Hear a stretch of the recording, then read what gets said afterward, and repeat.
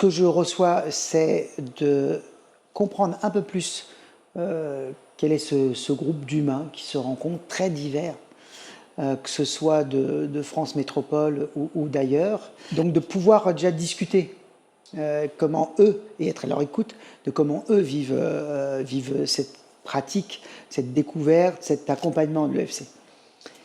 Ça, c'est un élément qui pour moi est important, et comme c'est ma deuxième participation, je vois bien que, bien sûr, il y a le lieu, il y a les thématiques, l'organisation, mais c'est de percevoir à la fois avec intelligence, j'irais, mais aussi en termes d'expérience incarnée, comment des hommes et des femmes discutent du sujet, sur là où ils sont, dans leur territoire, avec des approches qui sont très ouvertes.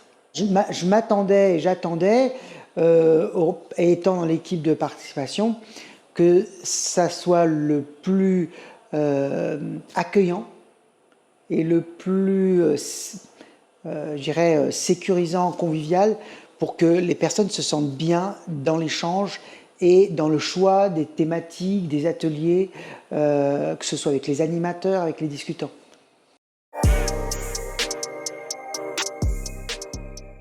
Dans Satisfait, c'est plutôt voilà, dans ce faire qui s'est construit avant et dans ce que je vois ici, la surprise, c'est de voir que c'est des personnes qui peuvent être à la fois dans du convivial, enracinées dans de l'action, dans un territoire, et le sourire, la curiosité, une certaine joie. Ça, c'est un élément quand même important. Il ne s'agit pas de, comme certains disent, d'écrire ou de défendre une idéologie ou créer une idéologie, mais c'est de vivre quelque chose et de le partager et de se sentir proche finalement de personnes qu'on n'aurait pas la possibilité de rencontrer ailleurs. Et que ce soit des gens qui rentrent par l'économie, qui rentrent par le travail, qui rentrent par la communication, qui rentrent par le service. Ça, oui, enfin, moi, c'est quelque chose qui, pour moi, est important. D'un point de vue social et sociétal, c'est comment des êtres qui ont peut-être des questionnements en commun et des intérêts en commun dépassent ces questionnements et ces intérêts en commun pour vivre quelque chose.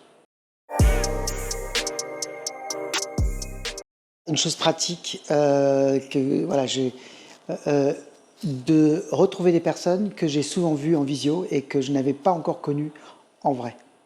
Et il y a la joie de se reconnaître et de voir que la puissance de la rencontre, elle n'a pas besoin de mots. Et que la visio, elle a été utile, elle est pratique, mais elle ne peut pas remplacer juste ce regard et cette rencontre en vrai. Je sens la personne, je la sens dans ses yeux, dans son corps, et elle sent, et on est surpris. Je crois même qu'elle pourrait et elle va être plus importante dans les prochaines années. Ce que je veux dire, c'est que parler de l'économie de la fonctionnalité et de la coopération, on parle d'humain à humain dans un rapport au vivant qui n'est pas que humain. Donc, on est dans le sentir. Quand j'écoute des personnes parler du bien vivre alimentaire, qu'est-ce qu'ils font, et avec des gens en très grande difficulté. Qu'est-ce qui sort? Solidarité, partir là où sont les personnes, et si elles sont cassées dans les corps, on fait attention à être attentif à leur corps. Et le corps, c'est pas seulement une mécanique, c'est aussi quelque chose qui véhicule des messages, des échanges, des sensations. Et les ateliers que j'ai, comment dire, souhaités ou évoqués comme étant tout à fait des ateliers ayant une place dans les EFC et dans l'université, bah, ces deux ateliers notamment, je pense à deux ateliers où le corps est prégnant. Je pense à un troisième atelier qui est à la fois un échange et un retour d'expérience, et le dirigeant me disait encore hier de l'importance d'être debout, de bouger dans l'espace, alors que c'est un métier très mental. hein. Et c'est ni bien ni mal. Mais comment travailler, même quand on est dans les métiers qui sont mentaux, comment travailler en mobilisant le corps? Et quand on est dans des métiers très physiques, comment on fait pour préserver ce corps? Et rentrer dans une relation qui prenne soin du corps de l'autre, comme lui peut prendre soin du mien. Donc je pense, dans les gens que j'ai rencontrés, quelle que soit leur discipline, les praticiens, moi je lis et j'entends le corps. Une incarnation. Je pense que l'EFC ne peut pas être autre chose que incarnation. C'est-à-dire qu'on ne peut pas s'engager sans tout le corps, sans toute l'intelligence. Et le corps, c'est une des intelligences. Parce que les hommes et les femmes que je rencontre, c'est des hommes et des femmes qui sont incarnés.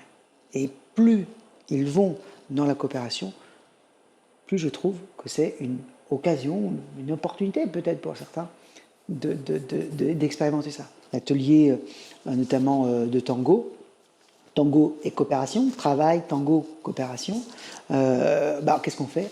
Part du corps, corps et une relation, et ça nous permet d'être dans une coopération.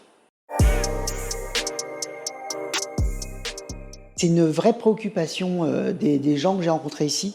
Nos amis brésiliens, nos amis de la Réunion, nos amis du Canada, par exemple, et ils sont préoccupés de cette mise en lien, entre le besoin qu'ils perçoivent ou qu'ils leur aient exprimé, et puis peut-être des financeurs ou des acteurs qui pourraient contribuer à ça.